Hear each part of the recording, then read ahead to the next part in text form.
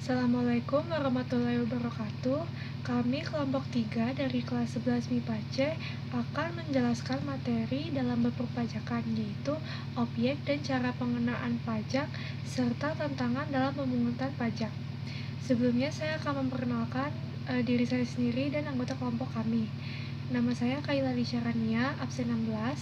Anggota kelompok kami terdiri dari David Aaron, absen 10, Ilham Ramadan, absen 14, Jonathan Purba, absen 15, Nabil Rafa Angel Baswara, absen 23, dan Raina Mahira Zafira Royhat, absen 28. Seperti yang telah disebutkan sebelumnya, kami akan membahas mengenai objek dan pengenaan pajak. Sebenarnya, terdapat banyak sekali objek-objek pajak yang terdapat di Indonesia. Namun, pada kesempatan kali ini, kami akan membahas objek pajak yang sering dijumpai, seperti pajak penghasilan, pajak pertambahan nilai, pajak penjualan atas barang mewah, dan pajak bumi dan bangunan. Sebelum kita lanjut lebih dalam mengenai materi objek dan pengenaan pajak, kali ini saya akan membahas mengenai subjek dan objek pajak, karena istilah ini akan terus digunakan untuk materi selanjutnya. Yang pertama ialah subjek pajak. Apa sih subjek pajak itu? Subjek pajak merupakan wajib pajak, yaitu bisa berupa orang atau badan yang diharuskan untuk membayar pajak sesuai dengan undang-undang yang berlaku. Nah, contohnya itu seperti seorang pekerja yang telah memenuhi syarat untuk membayar pajak penghasilan. Selanjutnya ialah objek pajak. Apa sih objek pajak itu? Objek pajak merupakan barang dan atau jasa yang dikenakan pajak sesuai dengan undang-undang yang berlaku. Seperti namanya, objek, yaitu sesuatu yang dikenakan pajak atau yang dibayarkan pajak. Nah, objek pajak tersebut yang telah saya sebutkan tadi, yaitu pajak penghasilan, pajak pertambahan nilai, pajak bumi dan bangunan, dan pajak penjualan atas barang mewah. Nah, yang pertama, kita akan membahas mengenai pajak penghasilan. Nah, menurut Undang-Undang Nomor 36 Tahun 2008, pajak penghasilan merupakan pajak yang dikenakan terhadap subjek pajak atas penghasilan yang diterima atau diperolehnya dalam tahun pajak. Dalam pengertiannya sangat jelas bahwa yang menjadi subjek pajak dalam pajak penghasilan merupakan orang yang memiliki penghasilan, sedangkan objeknya merupakan penghasilan itu sendiri. Nah, sementara itu apa sih itu penghasilan? Penghasilan merupakan setiap nilai tambah kemampuan ekonomis yang diterima oleh subjek pajak, baik berasal dari dalam negeri maupun luar negeri. Nah, penghasilan ini dapat menambah nilai kekayaan yang menerima penghasilan tersebut. Selanjutnya, saya akan membahas mengenai subjek-subjek pajak penghasilan. Sebelumnya, saya sudah singgung mengenai subjek pajak penghasilan secara umum, yaitu badan atau pribadi yang memperoleh penghasilan. Nah, kali ini saya akan membahasnya lebih dalam lagi. Secara khusus terdapat 4 subjek pajak penghasilan. Yang pertama itu subjek pajak penghasilan pribadi. Nah, subjek pajak penghasilan orang pribadi ini dibagi lagi menjadi 2. Subjek pajak orang pribadi dalam negeri dan subjek pajak orang pribadi luar negeri. Nah, subjek pajak pribadi dalam negeri ini merupakan WNA atau WNI yang memperoleh penghasilan di dalam negeri serta berdomisili atau bertempat tinggal tetap di dalam negeri dalam waktu 183 hari atau lebih dalam jangka waktu 12 bulan, yang memperoleh penghasilan melebihi dari PTKP atau pendapatan tidak kena pajak. Selanjutnya, subjek penghasilan luar negeri. Orang pribadi luar negeri merupakan WNA atau WNI yang yang bertempat tinggal di luar negeri namun memperoleh penghasilan dari Indonesia atau dalam negeri. Nah, dengan kata lain merupakan orang yang bertempat tinggal 183 hari kurang di Indonesia dalam jangka waktu 12 bulan. Apabila orang tersebut tinggal di Indonesia lebih dari 183 hari dalam jangka waktu 12 bulan, maka dia dapat mengganti subjek pajaknya di Direktorat Jenderal Pajak. Dan juga sama seperti subjek pajak orang pribadi dalam negeri, yaitu penghasilannya lebih dari PTKP. Nah, selanjutnya yaitu subjek pajak warisan yang belum dibagi sebagai satu kesatuan menggantikan yang berhak. Maksudnya ialah apabila seorang wajib pajak meninggal dunia dan meninggalkan warisan yang belum dibagi, maka warisan yang belum dibagi tersebut sebagai pengganti subjek pajak dan menggantikan yang berhak, yaitu ahli waris. Mengapa demikian? Karena warisan yang belum dibagi masih berpotensi menambah kekayaan sang pewaris. Nah, warisan itu bisa berupa ruko, rumah, atau mobil, dan lain-lain. Subjek pajak penghasilan selanjutnya adalah badan. Badan adalah subjek pajak yang merupakan orang dan atau modal sebagai satu kesatuan, baik yang melakukan usaha ataupun tidak melakukan usaha. Nah, badan ini dapat berupa perseroan terbatas atau PT, perseroan komanditer atau CV, firma, dan kongsi, koperasi, dan lain-lainnya. Nah, yang termasuk subjek pajak penghasilan badan ini ada dua. Yang pertama, badan yang didirikan atau bertempat di Indonesia. Nah, ini contohnya itu seperti PT Pegadaian yang melakukan kegiatan pegadaian di dalam negeri, maka harus membayar pajak sesuai dengan subjeknya. Selanjutnya ialah badan yang tidak didirikan di Indonesia dan bertempat kedudukan di Indonesia, namun menjalankan usaha di Indonesia dan mendapat penghasilan dari Indonesia. Ini contohnya adalah perusahaan-perusahaan luar negeri. Kita ambil contoh yaitu perusahaan makanan cepat saji seperti McDonald yang merupakan perusahaan dari Amerika namun menjalankan usaha di dalam negeri dan mendapatkan penghasilan dari dalam negeri, maka diwajibkan untuk membayar pajak. Yang terakhir dari subjek pajak penghasilan adalah BUT atau bentuk usaha tetap. Bentuk usaha tetap merujuk pada pasal 2 ayat 5 Undang-Undang Nomor 36 Tahun 2008 tentang pajak penghasilan, merupakan bentuk usaha yang dipergunakan oleh orang pribadi yang tidak bertempat tinggal di Indonesia, orang pribadi yang berada di Indonesia kurang dari 183 hari dalam jangka waktu 12 bulan, dan badannya yang tidak didirikan dan tidak berkedudukan di Indonesia untuk menjalankan usaha atau melakukan kegiatan di Indonesia. Contoh-contoh dari bentuk usaha tetap seperti yang pertama, tempat kedudukan manajemen, cabang perusahaan, kantor perwakilan, gedung kantor, pabrik, bengkel, gudang, ruang untuk promosi dan penjualan, serta sampai pertambangan dan penggalian sumber daya alam. Selanjutnya, saya akan membahas mengenai objek pajak penghasilan. Nah, yang menjadi objek pajak penghasilan merupakan segala sesuatu yang menjadi nilai tambah ekonomis bagi wajib pajak, baik itu dalam negeri maupun berasal dari luar negeri, yang dapat dipakai untuk melakukan kegiatan konsumsi atau menambah kekayaan sang wajib pajak dalam nama dan bentuk apapun. Nah, nilai tambah yang diterima oleh wajib pajak itu dapat dalam berbagai bentuk. Nah, berikut adalah bentuk-bentuk objek pajak yang dapat dikategorikan sebagai nilai tambah. Yang pertama adalah penggantian atau imbalan berkenaan dengan pekerjaan atau jasa yang diterima atau diperoleh, yaitu ini ada gaji, upah, tunjangan, honorarium, komisi, bonus, gratifikasi, uang pensiun, atau imbalan dalam bentuk lainnya, kecuali ditentukan lain dalam Undang-Undang Pajak Penghasilan. Yang kedua, ada hadiah dari undian atau pekerjaan atau kegiatan dan penghargaan. Tentu hadiah dapat menambah nilai ekonomis sang wajib pajak dan dapat menambah kekayaan wajib pajak. Selanjutnya adalah laba usaha. Sama seperti gaji, tentu saja laba usaha itu merupakan salah satu bentuk pendapatan yang dapat menambah kekayaan sang wajib pajak.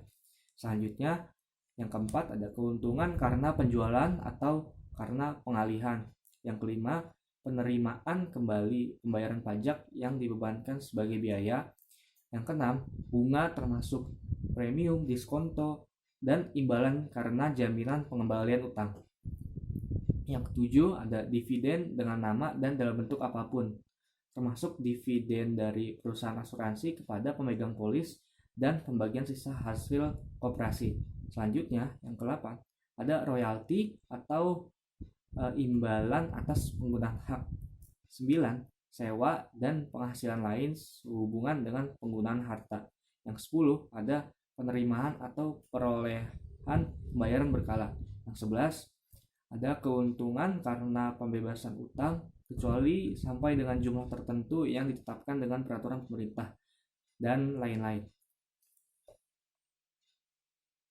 Selanjutnya saya ingin membahas mengenai PTKP atau penghasilan tidak kena pajak. Sebelumnya saya sudah menyinggung sedikit mengenai PTKP, yaitu apabila orang pribadi dapat membayar pajak apabila penghasilannya itu melebihi dari PTKP. Nah, sebenarnya apa sih PTKP itu?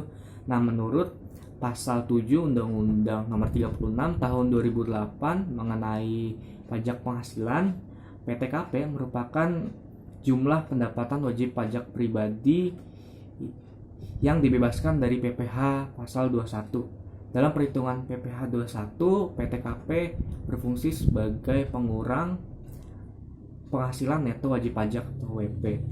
Nah, sebenarnya apa sih poinnya? Nah, poinnya itu untuk menjadi kriteria apakah seseorang wajib pajak PPh atau tidak. Nah, apabila penghasilan neto wajib pajak itu lebih dari atau melebihi dari PTKP, maka orang tersebut dapat dikategorikan sebagai wajib pajak pajak penghasilan. Apabila di bawah, maka dia tidak terkena pajak penghasilan. Nah, dasar hukumnya itu sesuai dengan Peraturan Menteri Keuangan Nomor 101 PMK strip 010 2016 terhitung mulai 1 Januari 2016. Dapat kalian lihat di samping kanan merupakan tabel status wajib pajak beserta besarnya PTKP. Nah, yang pertama itu ada wajib pajak sendiri atau bujangan yang besarnya 54 juta rupiah. Selanjutnya ada tambahan wajib pajak yang sudah menikah atau kawin itu sebesar 4.500.000. Selanjutnya ada tambahan untuk seorang istri yang berpenghasilan ditambah dengan penghasilan suami sebesar 54 juta rupiah. Selanjutnya adalah tambahan untuk setiap anggota keluarga sedarah dan semenda dalam satu garis keturunan lurus itu sebesar 4.500.000 rupiah. Saya akan coba menjelaskan apa maksud dari semua itu. Yang pertama, apabila seseorang tersebut bujangan dan sudah memiliki penghasilan, maka nilai pengurangnya dalam PTKP adalah 54 juta. Apabila seseorang itu berpenghasilan setahun sebesar 60 juta, maka wajib membayar pajak yaitu sebesar 50 juta 60 juta dikurangi 54 juta, maka hasilnya itu 6 juta. Nah, 6 juta inilah yang akan dibayarkan, namun masih digunakan persentase yaitu sekitar 5%. Jadi 6 juta dikali 5%. Nah, itulah pajak yang harus dibayarkan oleh orang tersebut selama 1 tahun. Nah, apabila orang tersebut sudah menikah, maka 54 juta tadi tambah dengan jumlah 4.500.000. Nah, apabila mempunyai seorang anak yang merupakan garis keturunan lurus maupun itu anak kandung atau anak tiri, maka ditambah lagi oleh 4.500.000. Itulah gunanya tambahan wajib pajak, yaitu ada yang sudah kawin dan untuk setiap anggota keluarga sedarah atau semenda dalam garis keturunan lurus. Selanjutnya saya akan membahas mengenai hubungan sedarah dan semenda dalam garis keturunan lurus 1 derajat yang akan dipergunakan dalam perhitungan pajak penghasilan. Nah, hubungan sedarah dan semenda. Hubungan sedarah merupakan hubungan yang tercipta karena hubungan darah atau kandung, sedangkan hubungan semenda merupakan hubungan tercipta karena tali pernikahan. Selanjutnya, saya ingin membahas mengenai lurus dalam garis hubungan keturunan lurus, yaitu maksudnya ialah hubungan ayah, ibu, anak, sedangkan hubungan samping 1 derajat itu saudara selain ibu, ayah, anak. Nah, yang akan dipergunakan dalam perhitungan pajak penghasilan adalah garis keturunan lurus 1 derajat. Nah, seperti yang kita lihat dalam diagram di samping, diagram hubungan sedarah dan semenda dalam garis keturunan lurus. Sedarah lurus 1 derajat orang tua dan anak kandung, sedangkan semenda itu lurus 1 derajat mertua dan anak tiri. Terakhir, saya akan membahas mengenai contoh perhitungan pajak penghasilan. Berikut adalah contoh soalnya. Seorang karyawan mendapat gaji setiap bulan 8 juta rupiah, mempunyai istri yang tidak bekerja dan 1 anak. Hitunglah pajak penghasilannya. Untuk mengerjakan soal seperti ini, pertama kita hitung terlebih dahulu penghasilan 1 tahun yang diterima oleh orang tersebut. Karena setiap bulan ia mendapatkan 8 juta rupiah, maka dikali dengan 12 bulan, hasilnya ialah 96 juta rupiah. Setelah kita menemukan penghasilan 1 tahun, barulah kita menghitung PTKP-nya atau pendapatan tidak kena pajak. Nah, karena dia sudah bekerja, maka wajib pajaknya itu sebesar 54 juta rupiah. Dan di soal ia tertera bahwa ia memiliki istri yang tidak bekerja, maka tambahannya itu sebesar 4.500.000 rupiah. Dan dia juga mempunyai seorang anak, maka tambahannya sebesar 4.500.000 rupiah, seperti perhitungan tertera pada PowerPoint. Jadi PTKP-nya tinggal dijumlah, hasilnya sebesar 63 juta rupiah.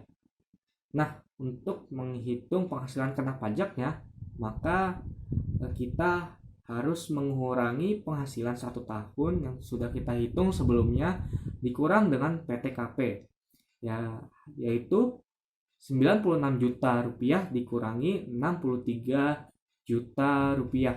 Hasilnya yaitu sebesar 33 juta rupiah. Nah, setelah itu harus masih dikali pajak yang harus dibayar sebesar 5%. Jadi 33 juta kita kali dengan 5%, yang hasilnya yaitu 1.650.000 rupiah.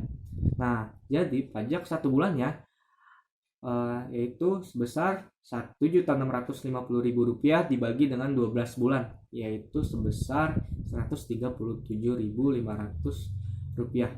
Ini adalah pajak penghasilan yang harus dibayar dalam 1 bulan oleh orang tersebut. Berikutnya mengenai pajak pertambahan nilai atau PPN. PPN adalah pajak yang dikenakan pada setiap transaksi jual beli barang atau jasa pada wajib pajak individu atau lembaga yang berstatus pengusaha kena pajak.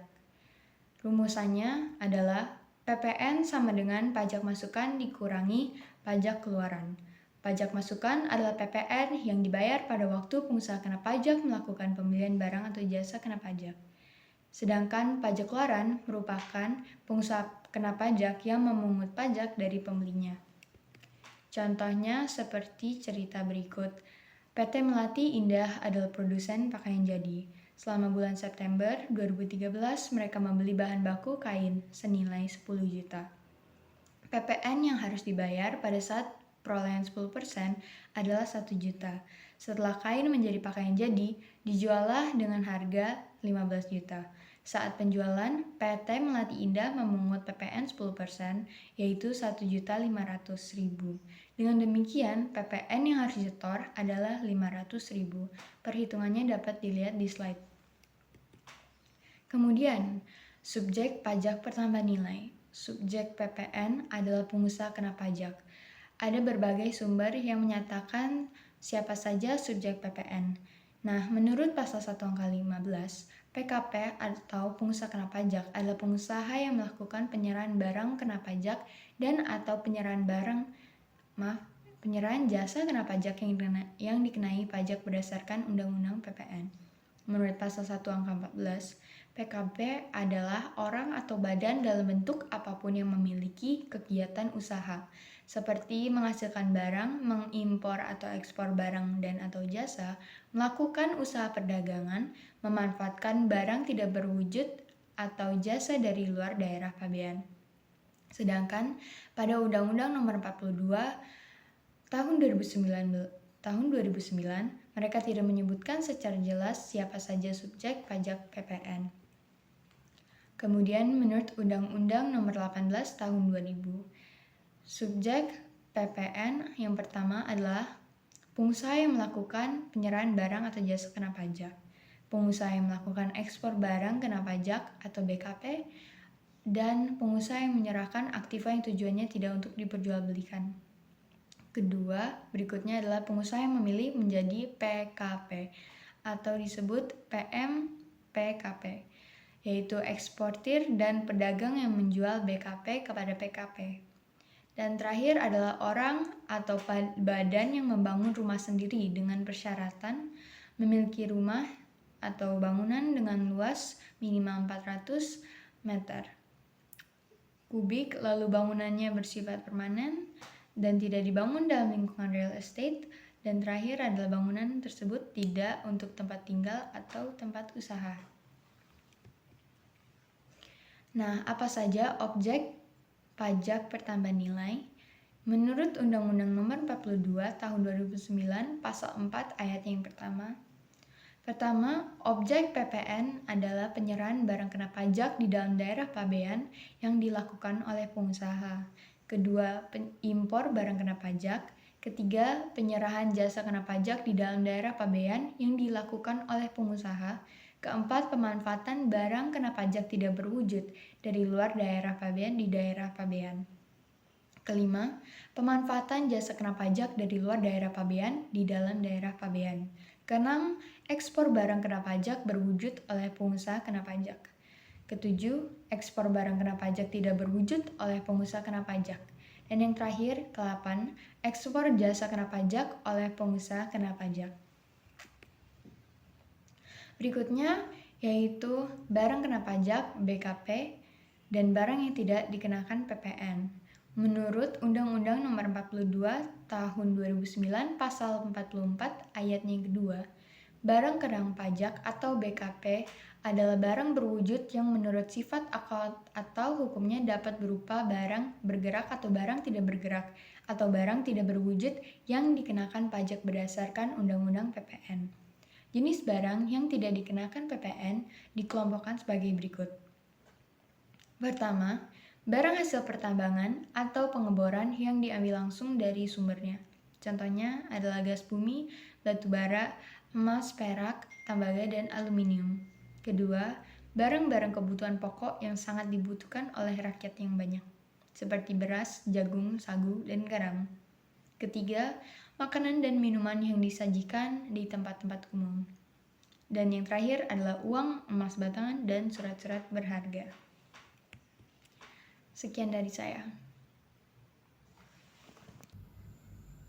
Berikutnya ada jasa kena pajak dan jasa yang tidak dikenakan PPN. Menurut pasal 1 ayat 2E dan F Undang-Undang Nomor 11 1994, jasa kena pajak adalah setiap kegiatan pelayanan berdasarkan suatu perikatan atau perbuatan hukum yang menyebabkan suatu barang atau fasilitas atau kemudahan atau hak tersedia untuk dipakai, termasuk juga jasa yang dilakukan untuk menghasilkan barang karena pesanan atau permintaan dengan bahan dan petunjuk dari pemesan yang dikenakan pajak.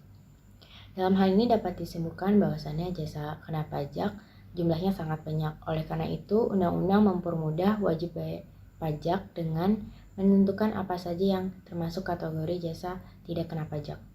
Berdasarkan pasal 4A ayat 3 UU nomor 8 tahun 1983 tentang PPN, semua bidang jasa termasuk jasa kena pajak terkecuali 1. Pelayanan kesehatan medis, Jasa ini meliputi pelayanan kedokteran umum, kedokteran gigi, dokter spesialis, ahli kesehatan, jasa akupuntur, fisioterapi, kebidanan, jasa paramedik dan perawat, jasa rumah sakit, klinik kesehatan, laboratorium kesehatan, psikolog, perobatan alternatif, termasuk pengobatan yang dilakukan oleh paranormal. Yang kedua yaitu jasa pelayanan sosial, meliputi panti jompo, panti asuhan, pemadam kebakaran, lembaga rehabilitas, dan jasa pelayanan olahraga kecuali yang bersifat komersial. Yang ketiga jasa pengiriman perangko dan surat, yaitu pengiriman surat yang dikenakan dengan perangko juga. Yang keempat yaitu jasa asuransi, meliputi asuransi jiwa, asuransi kerugian, dan reasuransi yang dilakukan perusahaan asuransi kepada pemegang asuransi. Yang kelima jasa keuangan, meliputi jasa penghimpunan dana dari masyarakat dalam bentuk giro, deposito berjangka, sertifikat deposito, dan tabungan, serta dokumen lain yang kedudukannya dipersamakan dengan surat-surat berharga tersebut. Yang keenam ada jasa pengiriman uang dengan wesel pos. Ketujuh adalah jasa pendidikan. Nah, yang termasuk jasa pendidikan tidak kena PPN ini adalah jasa pendidikan sekolah dan jasa penyelenggaraan pendidikan yang di luar sekolah seperti khusus keterampilan dan khusus berbahasa asing. Lalu yang ke-8 ada jasa keagamaan, meliputi jasa pelayanan rumah ibadah, jasa khotbah atau dakwah, jasa penyelenggaraan kegiatan keagamaan. Yang 9 jasa penyelenggaraan kesenian dan hiburan yang telah dikenakan pajak penontonan. Ke-10 jasa penyiaran radio yang bukan iklan, seperti penyiaran radio atau televisi yang diselenggarakan oleh pemerintah maupun pihak swasta yang tidak dibiayai sponsor dan tidak bersifat iklan. Yang ke-11 yaitu angkutan umum di darat, air maupun udara. Ke-11 bidang perhotelan, meliputi jasa persewaan kamar di tempat penginapan seperti hotel, motel, dan lomsen dan lain-lain. Lalu juga jasa persewaan ruangan untuk kegiatan acara pertemuan seperti rapat kantor. Yang ke-13 ada jasa di bidang tenaga kerja, meliputi jasa pencarian dan penyediaan tenaga kerja, dan juga jasa penyelenggaraan latihan tenaga kerja. Yang ke-14 yaitu ada penyediaan tempat parkir, dan terakhir adalah jasa catering. Berikut ada rumus perhitungan pajak pertambahan nilai, yang mana PPN sama dengan tarif pajak dikali dasar penanganan pajak, yang dimana presentasi tarif pajak pada PPN ini sudah ditetapkan dalam Undang-Undang Perpajakan yaitu 10%. Berikut contoh soal perhitungan PPN. PT Bunga Melati menjual tunai Rang Kena Pajak atau BKP kepada PT Bunga Mawar dengan harga jual Rp5.000.000. Lalu hitunglah PPN yang terutang. Diketahui tarif pajak 10% seperti yang sudah ditetapkan dalam undang-undang, dan juga dasar pengenaan pajak Rp5.000.000. Lalu dijawab dengan rumus PPN sama dengan tarif pajak dikali dasar penanganan pajak, yaitu 10% dikali Rp5.000.000 sama dengan Rp500.000. Selanjutnya ada pajak penjualan atas barang mewah atau biasa dikenal dengan PPNBM. Berdasarkan undang-undang yang berlaku di Indonesia, PPNBM merupakan pajak yang dikenakan pada barang yang tergolong mewah yang dilakukan oleh perorangan atau pengusaha untuk menghasilkan atau mengimpor barang tersebut dalam kegiatan usaha atau kerjanya dengan tujuan untuk menyimbangkan pembayaran pajak antara masyarakat yang berpenghasilan tinggi dengan masyarakat yang berpenghasilan rendah, dan juga untuk mengendalikan pola konsumsi yang tidak produktif. Kemudian ada kategori barang-barang yang tergolong mewah dan harus dikenai PPNBM, yaitu 1. Barang yang merupakan barang kebutuhan pokok, 2. Barang yang hanya dikonsumsi untuk menunjukkan status atau kelas sosial, yang ketiga barang yang hanya dikonsumsi oleh masyarakat berpenghasilan tinggi, dan yang terakhir barang yang hanya dikonsumsi oleh masyarakat tertentu. Selanjutnya ada pajak bumi dan bangunan atau biasa disebut dengan PBB. Pajak bumi dan bangunan biasa diatur dengan Undang-Undang Nomor 12 Tahun 1994 tentang pajak bumi dan bangunan serta Peraturan Menteri Keuangan Nomor 23/PMK.03/2014 tentang penyesuaian besarnya nilai jual objek pajak tindak kena pajak atau biasa disebut dengan NJOPTKP merupakan landasan hukum dalam pengenaan pajak bumi dan bangunan. Di sini kita akan membahas 3 poin, yaitu A. Subjek pajak bumi dan bangunan, B. Objek pajak bumi dan bangunan, C. Nilai jual bumi dan bangunan tidak kena pajak. Yang pertama kita akan membahas A. Subjek pajak bumi dan bangunan. Subjek pajak PBB adalah orang atau badan hukum yang secara nyata mempunyai suatu hak atau manfaat atas bumi dan bangunan. B. Objek pajak bumi dan bangunan. Objek pajak PBB adalah bumi dan bangunan baik di tanah maupun perairan. Yang selanjutnya C. Nilai jual bumi dan bangunan tidak kena pajak.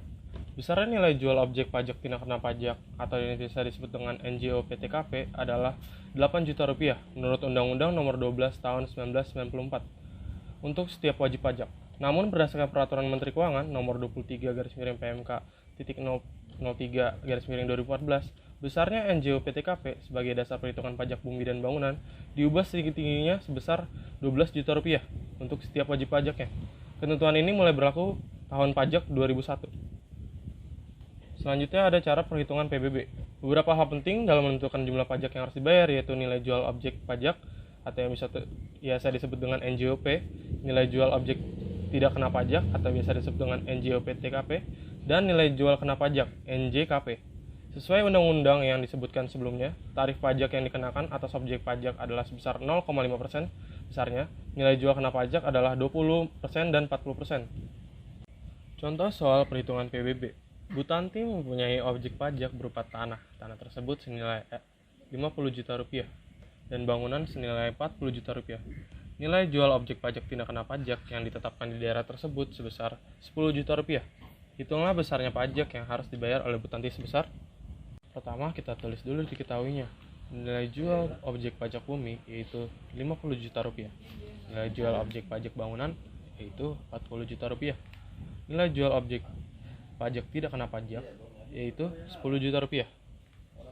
Yang pertama, cara melakukannya yaitu kita mencari NJOP sebagai dasar pengenaan PBB, yaitu nilai objek pajak bumi ditambah nilai jual objek pajak bangunan, yaitu 50 juta ditambah 40 juta sama dengan 90 juta rupiah. Yang kedua, kita mencari NJOP untuk perhitungan PBB, yaitu dengan mengurangkan NJOP sebagai dasar pengenaan PBB dengan nilai jual objek pajak tidak kena pajak, yaitu 90 juta rupiah dikurangi dengan 10 juta rupiah sama dengan 80 juta rupiah. Selanjutnya kita mencari nilai jual kena pajak yang kita ketahui itu 20%. Maka 20% dikali dengan 80 juta menghasilkan 16 juta rupiah. Lalu dari 16 juta rupiah itu kita kalikan dengan pajak bumi dan bangunan yang terutang yaitu sebesar 0,5%. Maka 16 juta dikali 0,5% adalah 80.000. Jadi pajak bumi dan bangunan yang harus dibayarkan oleh Bu Tanti adalah sebesar 80.000. Lalu selanjutnya saya akan menjelaskan mengenai bea perolehan hak atas tanah dan bangunan atau yang bisa disingkat dengan BPHTB.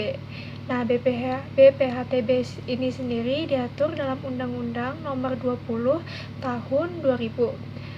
Perolehan hak atas tanah dan bangunan ini perlu dikenakan pajak karena tanah dan bangunan ini tuh memberikan keuntungan bagi pemiliknya, sehingga karena dia memberikan keuntungan maka perlu dikenakan pajak.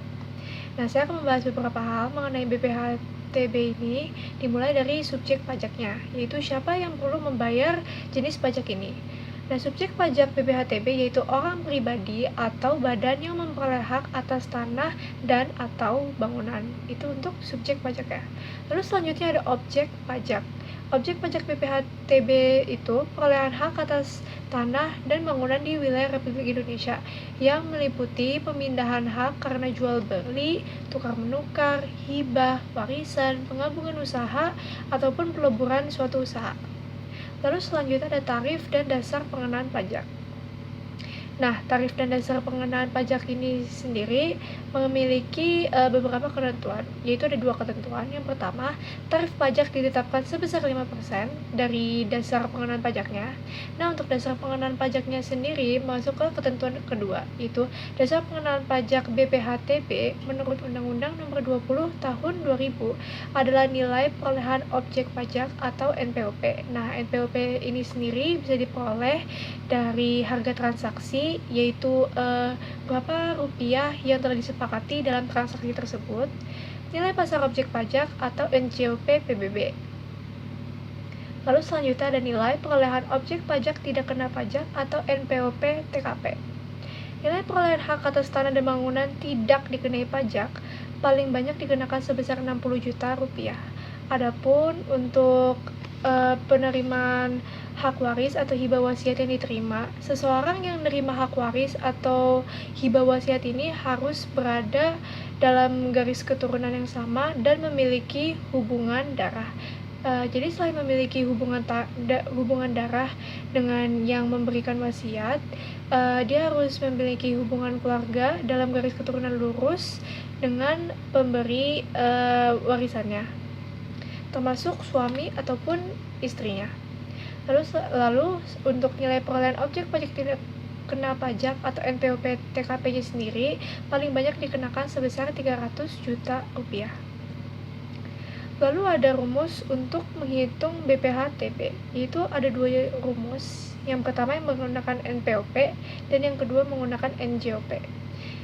Rumusnya sama saja, yaitu tarif pajak dikali NPWP dikurangi NPWP TKP atau tarif pajak dikali NJOP dikurangi NPWP TKP. Kedua rumus ini sama aja, perbedaannya hanya dalam penggunaan apakah kita akan menggunakan NPWP atau NJOP-nya saja. Lalu setelah itu ada contoh soal perhitungan BPH-TB. Pak Mirza pada awal tahun 2005 membeli tanah milik Pak Pradipta dengan harga transaksi 300 juta rupiah. Nilai jual objek pajak PBB tahun yang lalu sebesar 200 juta rupiah. Nilai perolehan objek pajak tidak kena pajak ditetapkan sebesar 50 juta rupiah. Berapakah biaya perolehan hak atas tanah dan bangunan atau BPH-TB yang perlu dibayar? Oke, yang pertama perlu kita lakukan yaitu menulis yang kita ketahui dari soal. Yang pertama ada harga transaksi sebesar 300 juta rupiah, NJOP PBB sebesar 200 juta rupiah, dan NPWP TKP sebesar 50 juta rupiah. Nah, untuk menentukan dasar pengenaan pajaknya kan ini menggunakan NPWP. Nah, NPWP sendiri ini kan tadi yang telah saya jelaskan bisa diambil dari harga transaksi ataupun NJOP PBB. Nah, pada soal ini karena nilai harga transaksi lebih besar daripada NJOP PBB-nya, maka dasar pengenaan pajaknya menggunakan harga transaksi. Sehingga kita bisa menggunakan rumus yaitu tarif pajak dikali NPWP dikurangi NPWP TKP, sehingga tinggal kita masukin angkanya. NPWP dikurangi NPWP TKP yaitu 300 juta dikurangi 50 juta, sehingga menghasilkan NPWP TKP sebesar 250 juta. Nah, setelah itu jangan lupa kita kalikan dengan tarif pajaknya sebesar 5% seperti yang tertera pada ketentuan. Sehingga untuk memperoleh BPH-TB yaitu 5% dikali 250 juta rupiah didapatkan hasil 12.500.000 rupiah. Sehingga itulah BPH-TB yang perlu dibayar oleh Pak Mirza. Lalu selanjutnya ada bea materai. Bea materai merupakan pajak yang dikenakan atas dokumen yang bersifat perdata dan dokumen untuk digunakan di pengadilan. Nah, dasar hukum penggunaan bea materai diatur dalam Undang-Undang Nomor 13 Tahun 1985 tentang bea materai. Sedangkan untuk pelaksanaannya diatur dalam Peraturan Pemerintah Nomor 24 Tahun 2000 tentang perubahan tarif bea materai dan batas pengenaan harga nominal yang dikenakan bea materai. Selanjutnya ada tarif bea materai. Nah, tarif bea materai ini dibagi menjadi 2 jenis. Yang pertama ada bea materai Rp3.000 dan yang kedua ada bea materai Rp6.000. Penggunaan kedua jenis bea materai ini memiliki beberapa perbedaan. Yang pertama untuk bea materai Rp3.000. Digunakan untuk pertama, surat yang memuat jumlah uang yang mempunyai harga nominal di atas 250.000 dan kurang dari sama dengan 1 juta rupiah. Lalu surat berharga seperti wesel, promes, dan aksep yang harga nominalnya di atas 250.000 rupiah. Dan yang terakhir cek dan bilet giro dengan harga nominal berapapun. Selanjutnya ada bea materai Rp6.000. Digunakan untuk pertama, surat perjanjian dan surat lain yang dibuat untuk tujuan sebagai alat pembuktian mengenai suatu perbuatan, kenyataan, atau keadaan yang bersifat pidana. Nah, surat perjanjian yang dimaksud di sini itu contohnya seperti surat perjanjian kontrak kerja, surat perjanjian jual beli properti seperti tanah, rumah, surat perjanjian beli mobil, dan lain-lainnya. Lalu ada akta-akta notaris termasuk salinannya, contohnya itu seperti surat perjanjian hutang piutang di notaris, Lalu selanjutnya ada akta-akta yang dibuat oleh PPAT termasuk salinannya. Nah, untuk PPAT sendiri ini merupakan singkatan dari pejabat pembuat akta tanah. Lalu selanjutnya ada surat yang memuat jumlah uang di atas 1 juta rupiah. Lalu surat berharga seperti wesel, promes, dan aksep yang nominalnya di atas 1 juta rupiah. Efek dengan bentuk apapun harga nominalnya di atas 1 juta rupiah. Nah, efek ini sendiri merupakan suatu surat berharga yang bernilai serta dapat diperdagangkan. Efek dapat dikategorikan sebagai hutang dan ekuitas seperti obligasi ataupun saham. Lalu selanjutnya ada dokumen yang akan digunakan sebagai alat pembuktian di muka pengadilan. Ini tuh maksudnya kalau misalnya kayak kita lagi di pengadilan dan kita ingin membuktikan bahwa tersangka itu tersalah atau tidak, kita memerlukan dokumen sebagai bukti. Nah, dokumen ini dikenakan tarif bea materai sebesar Rp6.000.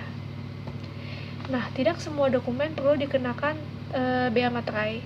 Ada beberapa dokumen yang tidak perlu dikenakan bea materai. Contohnya seperti ada pembayaran uang tabungan, pembayaran yang berkaitan dengan hubungan kerja, seperti tanda terima gaji, uang tunggu, pensiun, tunjangan, dan lain-lain. Surat penyimpanan barang, tanda terima pembagian keuntungan atas bunga dari efek, tanda terima uang untuk keperluan intern organisasi, bukti pengiriman atau penerimaan barang, surat angkutan penumpang dan barang, kwitansi pajak, surat gadai, segala jenis ijazah, dan konosemen. Jonathan Purba dari kelas 11 MIPA C ingin mempresentasikan ekonomi tentang materi saya, yaitu tentang tantangan pemungutan pajak. Seperti yang kita tahu, pemerintah Indonesia sangat berusaha keras untuk melakukan pemungutan pajak. Pemerintah melalui Direktorat Jenderal Pajak terus meningkatkan penerimaan pajak negara. Namun, hal tersebut sering mengalami perlawanan dan hambatan. Menurut Supramono dalam bukunya menyebutkan bahwa tulang punggung dari sistem self-assessment ini adalah voluntary complaints atau bisa kita sebut kepatuhan sukarela, yaitu meletakkan tanggung jawab pemungutan sepenuhnya pada kesadaran wajib pajak, atau bisa kita bilang ini merupakan hal yang sukarela. Karena hal tersebut sering sekali terjadi, pemungutan wajib pajak ini mengalami perlawanan atau hambatan. Nah, perlawanan itu sendiri terdapat dua jenis. Jenis pertama itu adalah perlawanan pasif dan jenis kedua itu adalah perlawanan aktif. Untuk perlawanan pasif sendiri ini merupakan perlawanan dalam bentuk hambatan yang mempersulit pemungutan pajak. Perlawanan pasif ini faktornya itu tidak hanya dari wajib pajak itu sendiri, namun bisa juga dari permasalahan ekonomi negara tersebut. Misalnya, ketidaktahuan wajib pajak atas suatu kewajiban perpajakan atau kelesuan perekonomian yang menyebabkan wajib pajak mendapatkan kesulitan untuk memenuhi kewajiban perpajakannya. Yang kedua adalah pajak aktif. Pajak aktif ini merupakan perlawanan yang dapat dilihat secara nyata atau biasanya ini dalam bentuk perbuatan secara langsung yang ditunjukkan kepada aparat pajak. Nah, untuk perlawanan aktif ini terdapat dua jenis. Yang jenis pertama itu adalah perlawanan aktif dengan cara tertentu tanpa melanggar undang-undang atau biasa kita sebut dengan tax avoidance. Dan yang kedua, perlawanan aktif dengan melanggar undang-undang perpajakan yang biasa kita sebut dengan tax evasion. Itu saja penjelasan dari saya. Bila ada kekurangan atau salah kata mohon maaf. Terima kasih. Demikian presentasi dari kelompok kami. Terima kasih, kurang lebihnya mohon maaf. Assalamualaikum warahmatullahi wabarakatuh.